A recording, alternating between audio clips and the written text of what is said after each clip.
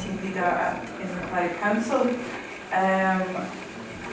So my remit covers development management and planning policy.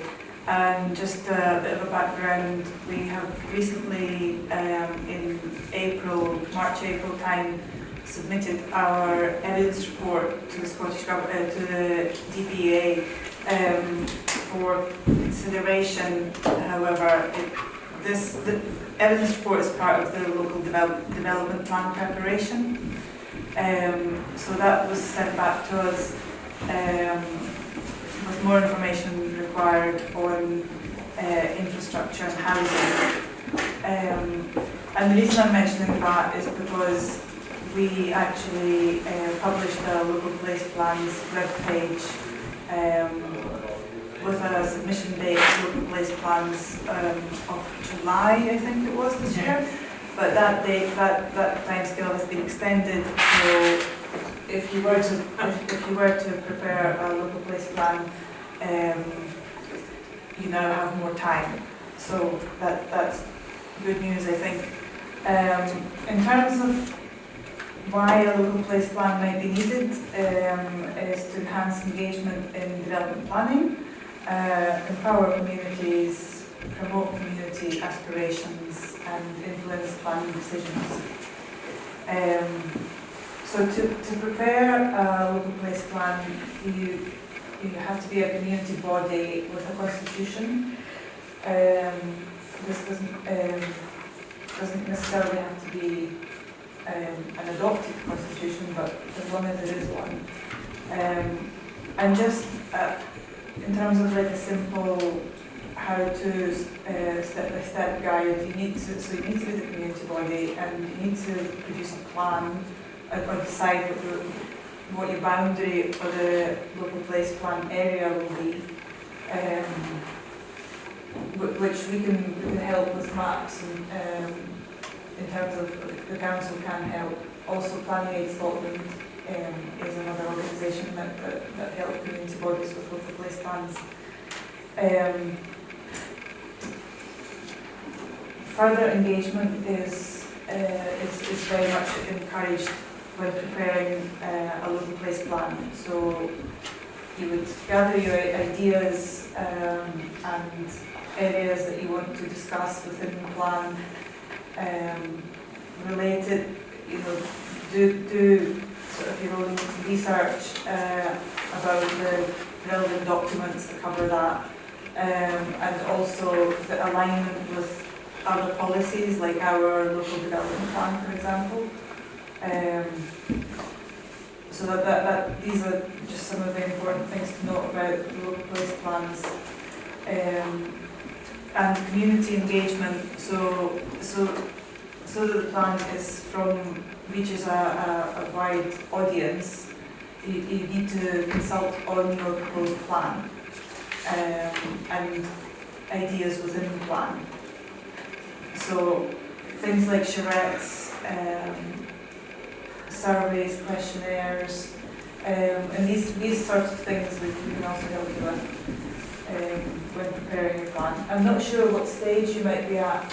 We're absolutely at the beginning. Okay. So really, what we're probably looking for is, and it's really reassuring to know that we've got a deadline. There's an extension because we panicked this all July, and it's probably facilitating almost that conversation around, and in layman's terms, what can we change? What can we have? Because some people might not even know that. What can we influence in terms of the design and so on? And I presume that's what you might take us through. Am I correct? Well, yes. I mean, you can put forward your views about a place or the use of a building, for example. I think that's the kind of language we're looking for. Yes. So the use of the space, the development of a space, and what you would like to see. But then also it would be helpful if you considered within your plan what our local development plan says about it and why you might conflict with that view or agree with that view. depending on which spaces that, that you're talking about. And I think that's the bit that people need help on as well, is, what does it really say? And yes, not many people will sit and read through lots of bureaucratic documents, but maybe if there's like some top line, things around that to discuss and think about, and a little bit of a kind of participative discussion or something like that, that would be probably quite helpful. Yes, we can help facilitate discussions like that, and also help with the public engagement, public consultation. And again, maps are important because you need to define your area, and then also when you're choosing the sites, you need maps. What kind of things do you, just making sure everybody understands what we're talking about, because sometimes council language is very much gobbledygook to a lot of people. So I'm just saying, what kind of things have you seen people influence as part of a local development plan? Communities influence. Well, you could potentially, for a bit of land, come up with, it depends, come up with use classes for development, or I think it would depend on the specific site.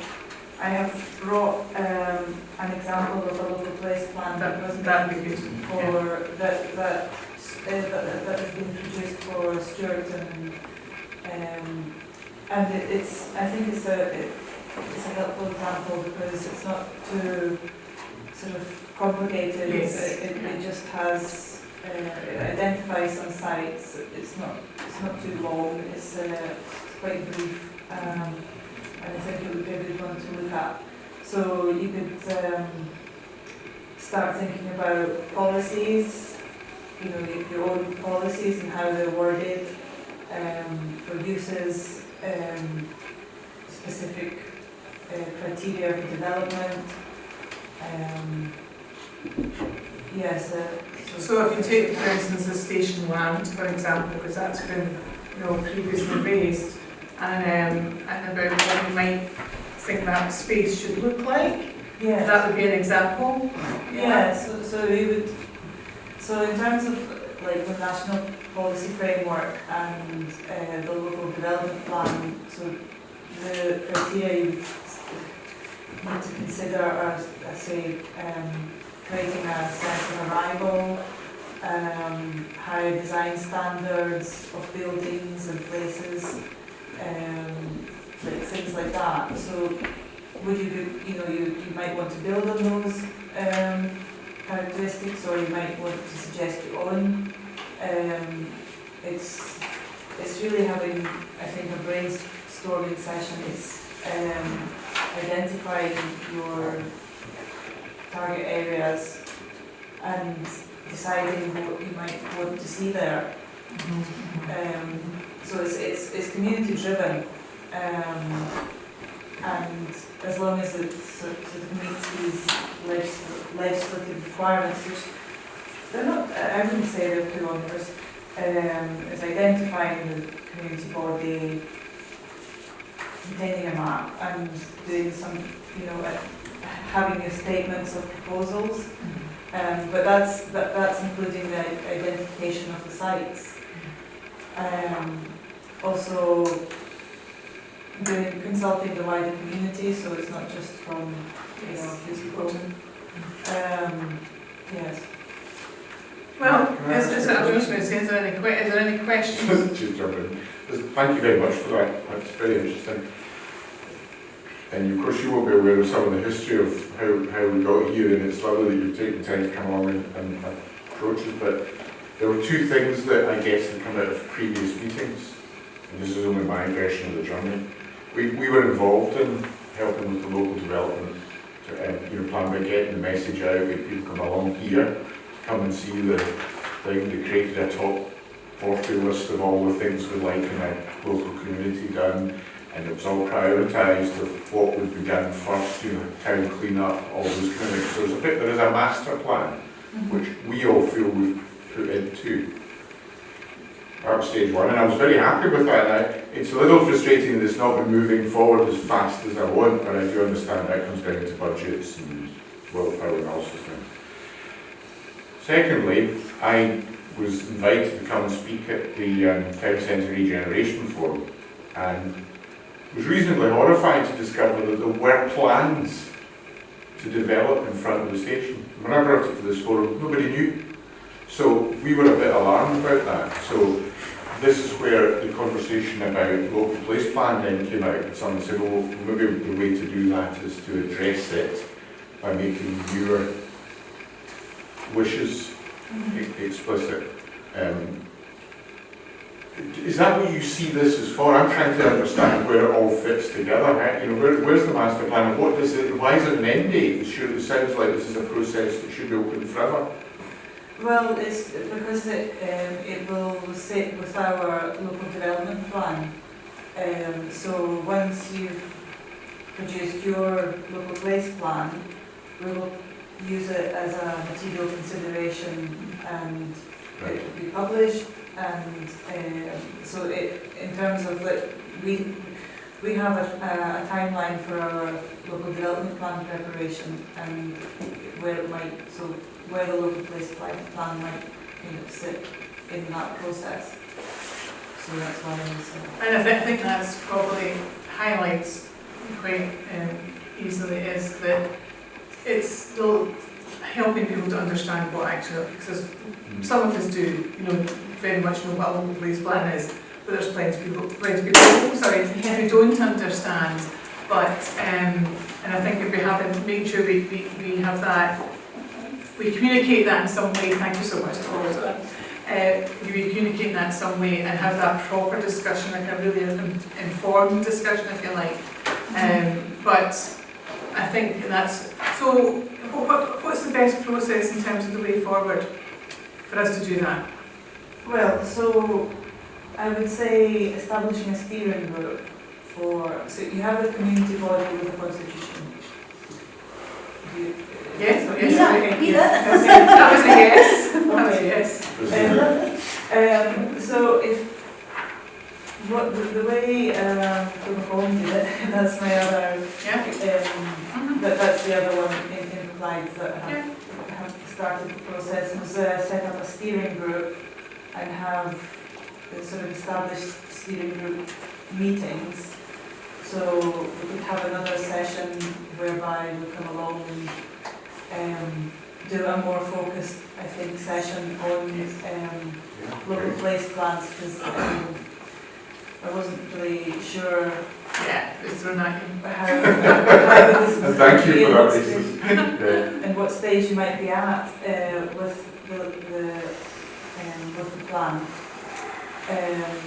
So have a steering group.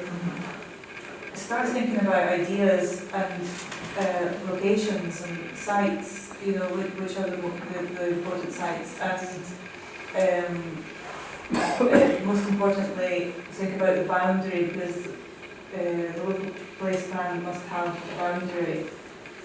So what would you include within the plan, and would you have an area, like a large area, and then identify sites within that, and start thinking of your aspirations and ideas for those sites and reasons and why, and also research around what we have those sites designated as, what are what national and local policies for it already, and also going out to consultation then to community, maybe having a drop-in event or questionnaire distributed or flyers.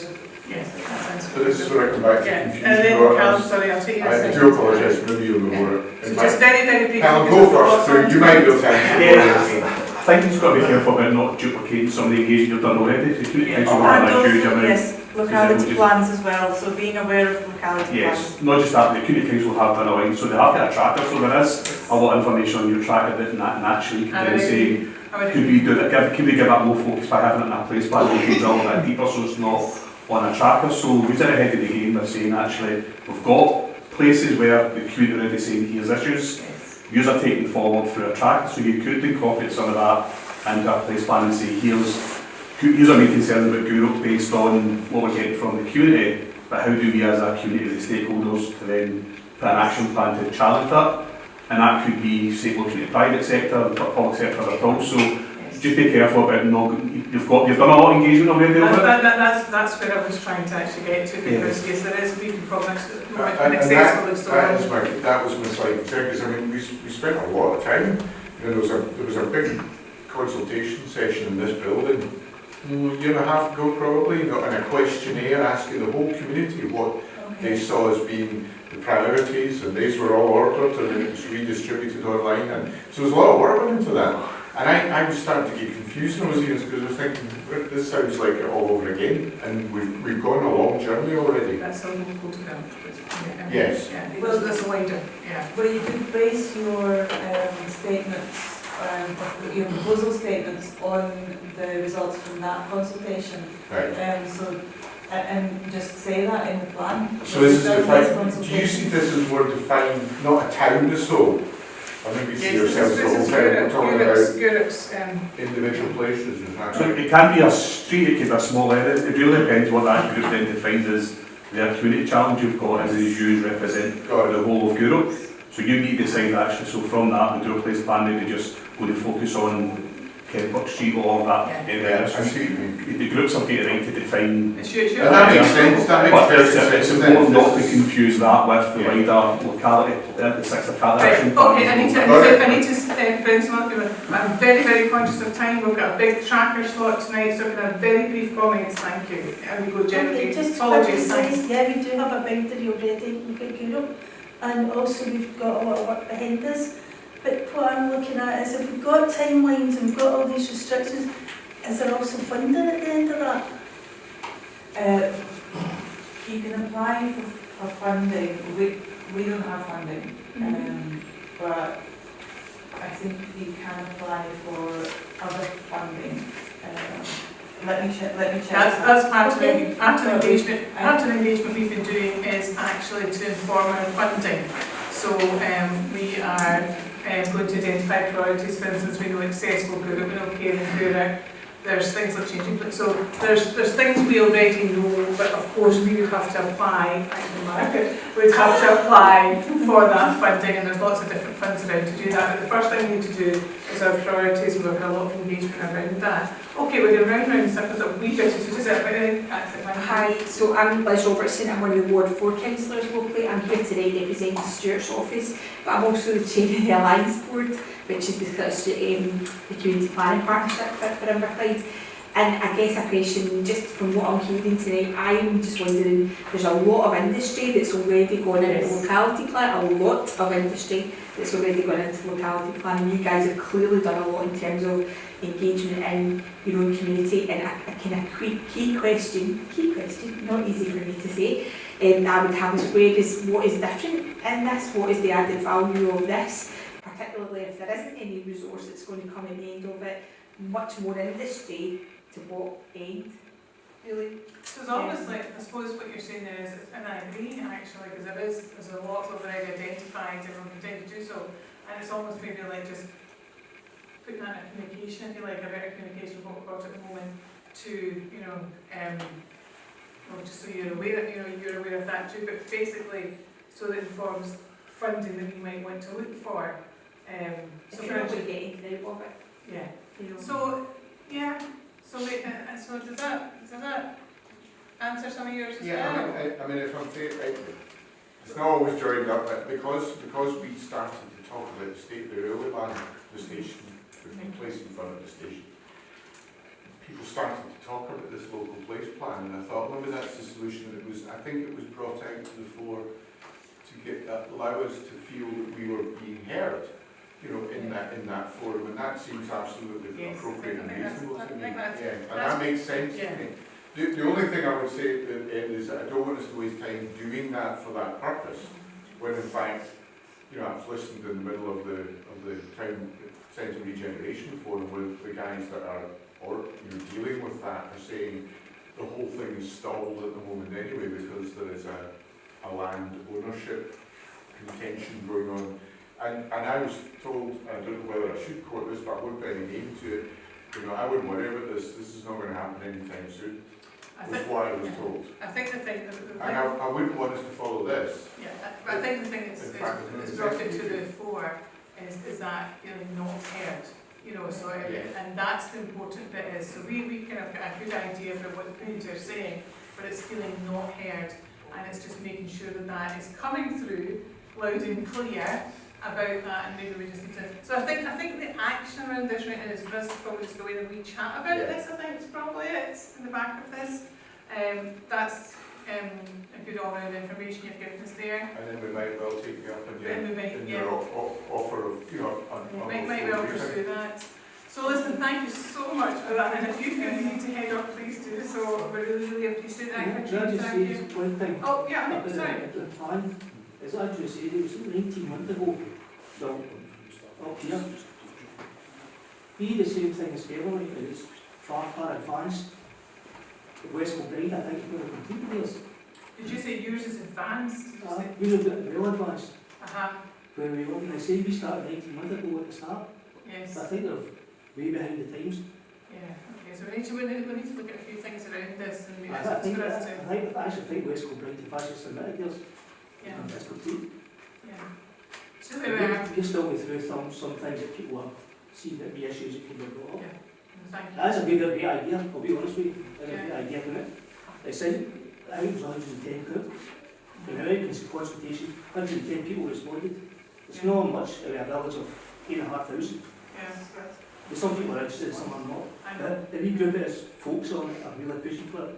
Okay. That's a good idea. Thank If you. it all works, you've got to listen. Yeah. People have got to listen. Good, super, thank you so much. Okay, thank you, Katrine, that is great, and just feel free, I'll just continue. That's lovely, right, thank you for that. A bit of patience tonight, there's a few kind of trickier ones tonight to chat around, usually it's a wee bit more straightforward, but a couple of trickier ones.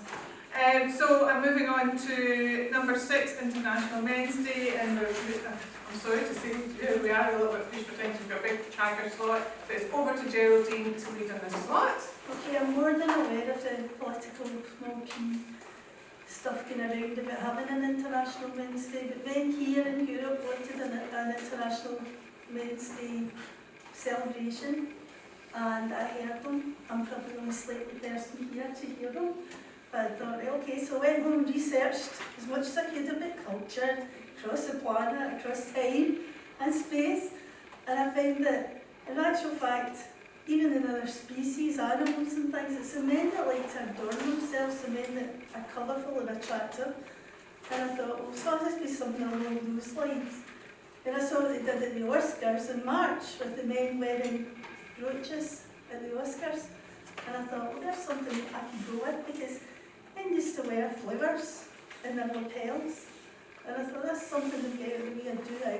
It kind of defined a finish to your outfit. And I thought, maybe on International Men's Day, especially Gourock, the men could wear something on the lapel, maybe their hair, to show that they're thinking about themselves, they're thinking about men, and that you can even approach someone and say, Happy International Men's Day.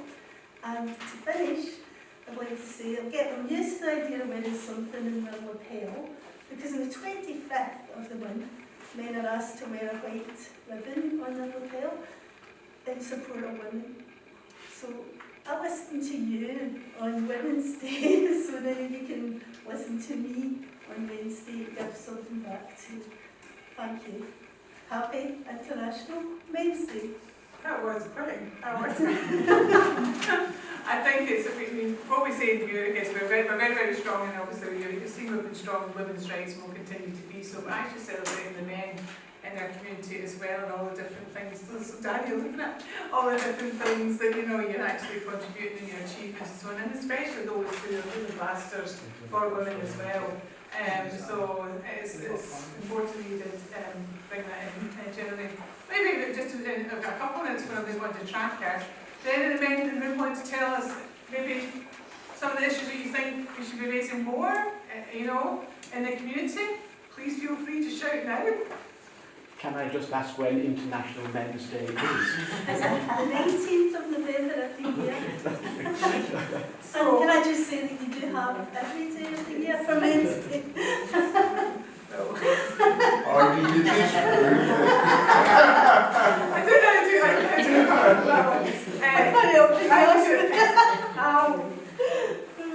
that. I will send in a little, because on International Women's Day we celebrated famous women of Gourock and people, women in literature. I'm going to do the same for some men. Oh, that's good. And I think they all have a different dimension of masculinity to provide, from Dan Crawford, missionary, Charlie Barney, athlete, and whatnot. And it's like trying to, think about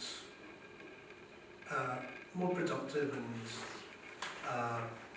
compassionate, positive male models. And Al did a super, as the research and history around it was fantastic to see the contributions of women. It's so interesting to see, those same contributions of men, and there's so many fantastic people in Gourock. So it's actually, it's an opportunity to celebrate. So thank you for that work, and thank you for raising that. Well, it's deep and wide and even the work I've done on this. I understand men now. Super. You think? And there's no other comment in there, any other man wants to add. Daddy, no, nothing. I'm just looking at it. It's the way you're looking at me. We're moving on. Men don't get much chance to open up. That's enough. So true. Journalists, women are journalists. You're right. You're for it. Yeah. But that in itself is actually a really important issue. About What's the biggest talking issue? mental health and everything like that as well. They're not meant to cry. So there's a whole lot of things that that we can actually kind of promote more, if you like, and so on. So thank you for that. Well, Can I just say a martial artist has just threatened me in public? And I'm a martial artist too, so once you get excited. Right. Thank you so much. So moving on, we're going to Community Issues Tracker now. For anybody who's not been here before, what I do in Community Issues Tracker is I raise very quickly a quick scan of the things that need an update, need a decision, and then we'll go back and discuss them. So if you just bear with me just for a couple of minutes, okay? So making Albert Road safe for pedestrians, you can see what we've been doing on that. I think actually, while I'm on that, Audrey, we should mark down, we need to ask the council for an update on all the things that have been agreed so far with Albert Road. But we're about to chat in a little moment. We are at a bit of that kind of situation in terms of pushing for safety around visibility at Court. So we'll come back to that in a little second. I'll go to Accessible Gourock. We've been having some conversations with Stuart Millen's office and because we're looking for how we can support an accessible Gourock.